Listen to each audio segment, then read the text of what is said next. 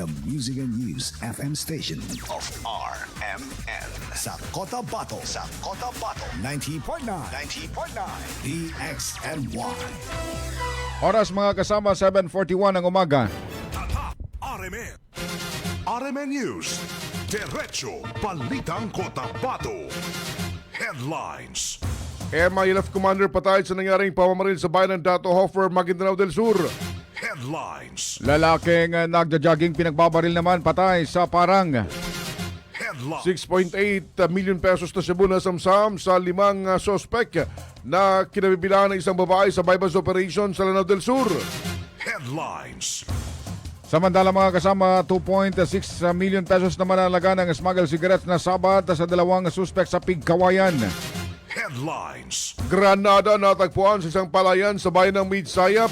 Headlines. Bahay ng isang residente sa baybayin ng DOS natumbahan ng puno, wasak. Headlines. Pimat ng CRMC ipinadala sa bayan ng Glan, Sarangani Province para tumulong sa mga nasalanta ng lindol. Headlines. OPA-PRO at MILF pinagtibay ang ugnayan para sa kapayapaan sa Bangsamoro. RMN News. Diretso Balitang Cotabato. Makasama kami yung tagapagbalita Radyoman Ebs Abang At Radyoman Erwin Kabilbigan. RMN News. Diretso Balitang Cotabato. sa detalye ng ating mga balita ngayong umaga.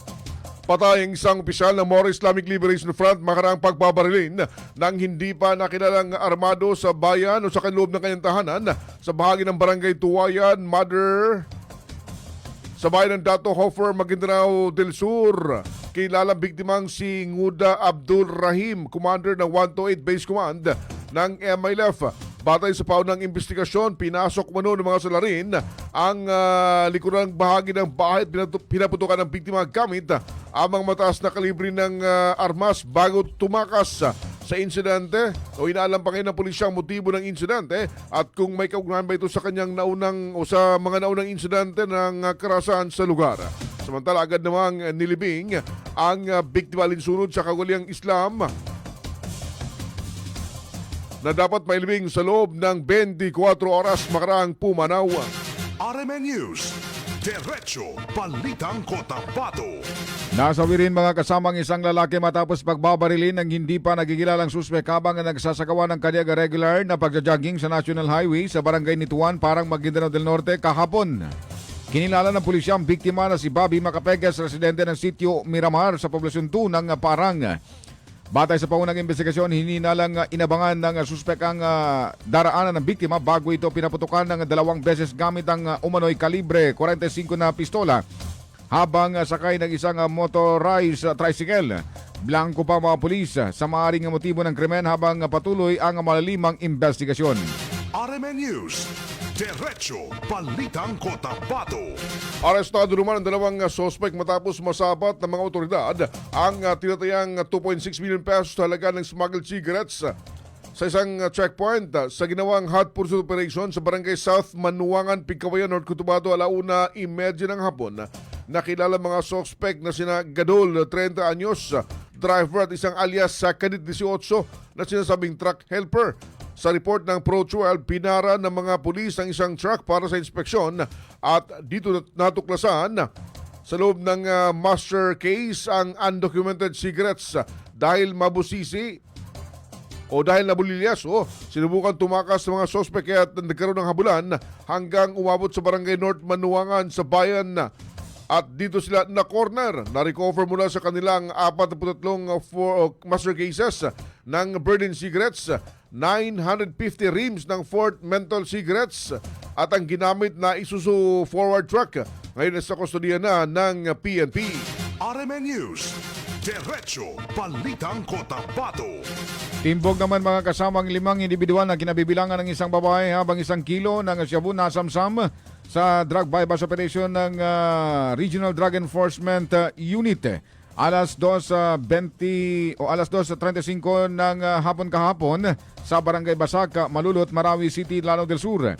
Kinilala ni RDO Commander Police Major Muhammad Ridwan Umbawang mga suspek na sina Mawiwa Gunting alias Pax, 56 anyos, Kadafi Ampuhan, 45 anyos, Ibrahim Mayasa, 55 anyos, Hasanor Gunting, 22 anyos at ang babaeng si Aisa Gunting, 48 anyos pawang mga residente sa Lanao del Sur.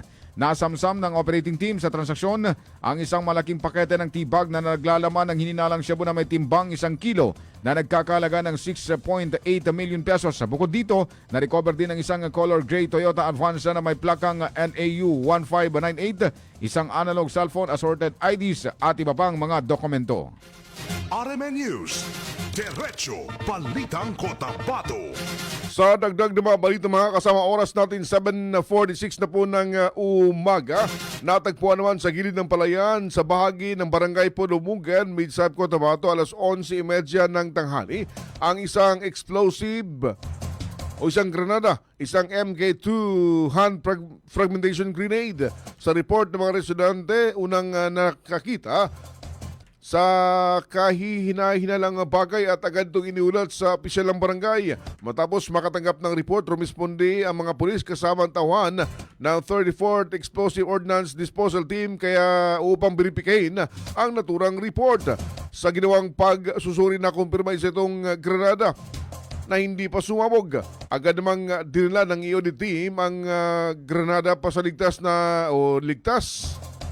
at wastong disposisyon. Samantala, muling pinaalalahanan ng mga otoridad ang mga residente ng lugar na iwasang galawin ang anumang kahina-hinalang bagay tulad ng mga unexploded ordnances upang maiwasan ang maaring kapahamakan. RMN News, Diretso Balitang Cotabato. Alas 7:45 o 47 ng umaga mga kasama, sa ibang panig naman ng mga balita, higit kumulang 250 na mga pamilya na nakatira sa coastal area ang hanggang sa kasalukuyan nananatili pa rin sa kabundukan ng Barangay Badag, Dato Udin Sinsuat ng Maguindanao del Norte dahil sa takot na muling lumindol at magkaroon ng malakas at mapinsalang tsunami. Mismong tinungo ng DXMI Cotabatong lugar at sinabi nina Ginang Estella Bohor Ambang at Genevieve Feril Romero na takot umano sila na mangyari ulit ang pananalasan noong 1976 ng malaking tsunami na nagwasak sa kanilang lugar sa tabing dagat, kung kaya't mas mainam nila na manatili muna sa mataas na bahagi ng lugar. Yes sir, 5 days na. Wala pa talaga. Mga sariling kayod namin dyan, unti-unting nangingisda, nag-ano, kahit natakot, nangingisda pa rin sila. Pero hindi naman sa laod dyan lang sa mga tabi-tabi. Dahil nga sa lindol, naramdaman ko nga na may lindol. Akala ko ako lang. Tapos may tumawag sa ICOM, Auntie, naramdaman ba ninyo na may lindol pa? Opo, sabi ko, naramdaman namin ngayong oras lang. Opo, yun ang lalo na sa amin. Marami kaming mga baby, mga RMN apo. News, Diretso Balitang Cotabato. Sa kaugnay nito, nagpaabot ng kahilingan yung mga residente na sana ay matulungan naman sila kahit man lang sa pang-araw-araw na kakainin, maging sa mga materyales sa pagtatayo ng kanilang mga tent tulad ng trapal at kulambo. Apektado rin ang pag-aaral at kalusugan ng ilan sa kanilang mga anak dahil sa insidente, lalo't hindi maiwasan na mabasa mga ito tuwing bumubuhos ang ulan. Nabatid ilan sa mga pangailangan ng mga bakwit ay ang pinanggalingan ng mga bakwit ay ang Sitio Mundalay, Bual, Proper, Badak at Sitio Lubayda sa naturang barangay. Na kami po yung naglikasan dito sa Sitio Bual, Badak, tapos kami po ay parang hindi pinapansin dito po na lugar. Kaya gusto lang po namin na pansinin nyo din kami kasi evacuate din po kami. Padaan-daan lang po sila, kasi parang walang kwan talaga sa amin ito. Dandaan na sila, papunta lang doon. Tapos mamaya mga ilang araw, punta naman sila doon. Parang wala talaga. RMN News, Diretso Balitang Cotabato. Alas 7:50 ng umaga mga kasama, nag-deploy na kahapon ng umaga ang Philippine Emergency Medical Assistance Team o PMAD, ang Department of Health, DOH, mula sa Cotabato Regional and Medical Center sa Glan, Sarangani Province na tutulong sa pagbibigay serbisyong medikal sa mga naapektuhan ng magnitude 7.8 na lindol kamakailan. Mismong si CRMC Chief Dr. Ismael Dimarin ang nanguna sa send-off ceremony na ng kabuang 51 na medical personnel na binubuo ng 12 doktor, 16 naman na nurse at 2 midwife kasama ang mga admin at mga supporting staff na handang tumulong sa mga nangangailangang mamamayan. Magtatagal ng higit kumulang 2 linggo ang PMAT responder para sa isang misyon na isasagawa sa pamamagitan ng Field Level 2 Hospital. Si-send out po natin ngayon ang ating Philippine Emergency Medical Assistance Team. Ito po ay responder na nag-undergo po sila, dumaan po sila ng matinding training pang magiging active po sila o maging membro po ng itong Philippine Emergency Medical Assistance Team. So ito pong ating team na ito ay hindi lang po pang local na deployment, kung hindi po pwede po sila ma-deploy internationally. So ngayon po, RMN News, Diretso Balitang Cotabato. Oras mga kasama, 7:51 ng umaga. Tatak RMN. This time check is brought to you by MX3. Dito ako believe. This time check is brought to you by Nescafe Classic. Mag-Nescafe Classic araw-araw. 100% puro at natural. Pinakamasarap na black coffee. This time check is brought to you by Tang. Himo ang ganado ang pagkaon with Tang. This time check is brought to you by ang kilala mong Alaksan, extra galing na. Up to 3 times faster versus Alaksan FR. New Alaksan Extra. That time check is brought to you by Centrum Silver Advance. May nutrients adjusted for age 50 plus. Tulong para malakas ang resistensya, healthy heart, and sharp memory. The #1 multivitamins for age 50 plus. This time check is brought to you by iBerry. Adunay Bilberry para sa mata nga hait ug tinaw. RMN News, Diretso Balitang Cotabato. Tuloy mga kasama sa ating mga balita, wasak ang bahay ng isang pamilya sa Sitio Boal, Barangay Badak, Dato, Linsinso at Maguindanao Norte. Makarang mabalagsakan na malaking puno ng mangga ang kasunod ng malakas na buhos ng ulan at malakas na hangin nitong Biyernes ng gabi. Nakilala may-ari na si Joel Vicente. Ayon sa kanyang biyana na si Estelia Buhor Ambang, lumakas ang hangin kaya't tuluyang nabuwal ang punong mangga at bumagsak sa kanilang tahanan. Nagdulot naman ito ng matinding pagkasira sa estruktura ng bahay. Bagamat walang naiulat na nasugatan sa insidente, nanawagan ng pamilya sa mga kinaukulan para sa agarang ayuda at suporta upang matugunan ang kanilang mga pangailangan habang inaayos ang kanilang nasirang tahanan. Ang nangyari sa bahay ng anak ko, alas 11:30 ng kagabi. Sa ngayon, problema sila kay nagkanda sira-sira ang bahay nila. Sana naman mabigyan nyo ng pansin ang bahay ng anak ko. Hirap na hirap sila sa oras na to. Yun lang po ang masasabi ko. RMN News, Diretso Balitang Cotabato. Mga kasama, puspusan na ang paghahanda ng Commission on Election o COMELEC sa nakatakdang Bangsamoro Parliamentary Election sa September 14, 2026 upang tiyaking maayos itong may sasagawa ayon kay Bangsamoro Electoral Office Regional Director Attorney Ray Sumalipaw.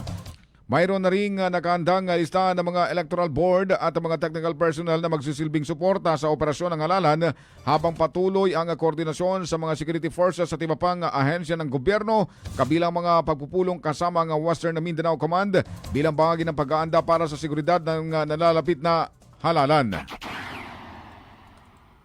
Ang ating eleksyon ay papalapit na this September 14, 2026 na. Puspusan natin paghahanda para nito, and of course focus on the security personnel na kailangan ma-maintain ang peace and order not only on election day but of course even days before and days after the elections. So, RMN News, Diretso Balitang Cotabato.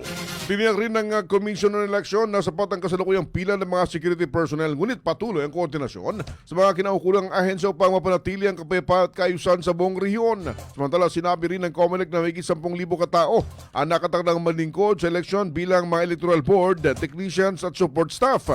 Magkakaroon naman ng tig-isang technician sa bawat clustered voting center, habang magdaragdag naman mga personnel depende sa dami ng presinto sa isang lugar upang matiyak ang maayos na operasyon sa araw ng botohan. elections, but of course, with compliance of compliance. So, and knowing na ito na sa bar ang mag-election for this coming September 14, so we have enough and sufficient number of FP and PNP personnel. So we will tap them and we will ask their assistance to maintain such a peace and order. Actually, it's more than 10,000, no? Kasama lahat, kasama na yung technicians na magsiserve. May isa tayong technician bawat voting centers, and of course, meron pa tayong staff from the BXTE that would also assess electoral boards. RMN News, Diretso Balitang Cotabato. Dagdag pa mga kasama ni Regional Director Sumalipaw na may humigit kumulang 600 clustered precincts ang nakatagdang gamitin sa kauna-unang Bangsamoro Parliamentary Election. Ipinaliwanag din ng COMELEC na bawat clustered precinct ay pamamahalaan ng isang electoral board na binubuo ng 3 guro kabilang ang chairperson at ang mga miyembro nito at may nakatalagang technician at iba pang support personnel sa mga voting center upang matiyak ang maayos at epesyenteng daloy ng proseso ng halalan sa araw ng botohan. 100 per clustered precinct. Alam natin na yung clustered precinct ay composed of individual precincts. Dahil 200 lamang itong individual precincts, ito ay pinagsama-sama no grupo and of course ginawang clustered precinct. And the number to check my record no, for a while makuha natin ang exact and accurate number. RMN News, Diretso Balitang Cotabato. 7:57 ng umaga mga kasama yung ating oras, pinagtibay ng Office of the Presidential Advisor on Peace, Reconciliation and Unity ang pakikipagtulungan nito sa Moro Islamic Liberation Front Peace Implementing Panel upang mapanatili ang momentum ng programang pangkapayapaan sa Bangsamoro.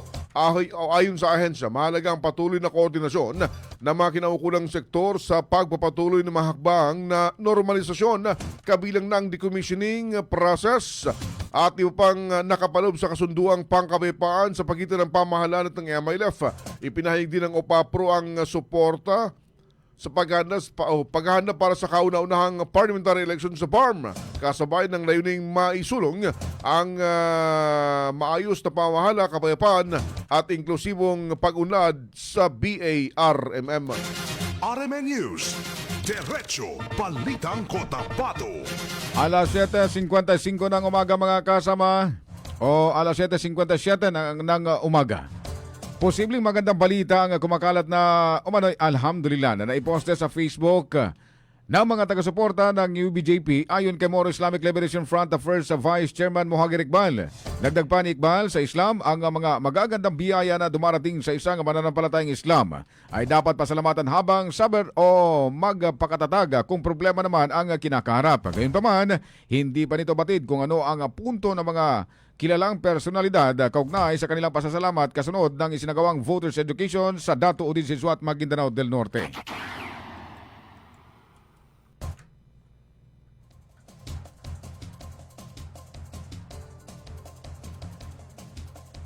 Alhamdulillah. Thanks to Allah. Pag problema naman, magsabar ka. Hindi ko rin alam kung ano ba yung ibig sabihin ng Alhamdulillah. Although, sa Islam, pagbigdas mo ng Alhamdulillah, malaking bagay yan.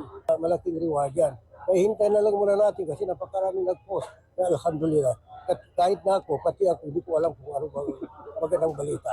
Pati ako, hindi ko alam kung ano ba. RMN News, Diretso Balitang Cotabato. Sa dagdag ng mga balita mga kasapinulo ng bagong talagang Chief Executive Officer ng SGA na si Mama Kungkong at MILF Peace Leader na si Mohagir Iqbal, mga opisyal ng United Bangsamoro Justice Party upang talakay ng mga hakbang para sa papalapit na kauna-unahang parliamentary election sa Bangsamoro.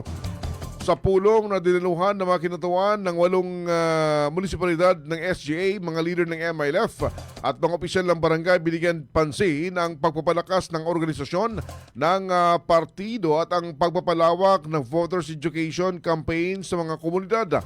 Ayon sa mga kalahok, mahalagang mabigyan ng sapat na impormasyon ang mga botante tungkol sa proseso ng halalan upang mahikayat ang mas malawak na partisipasyon at matiyak ang maayos at makabuluhang pagsasagawa ng eleksyon sa BARM.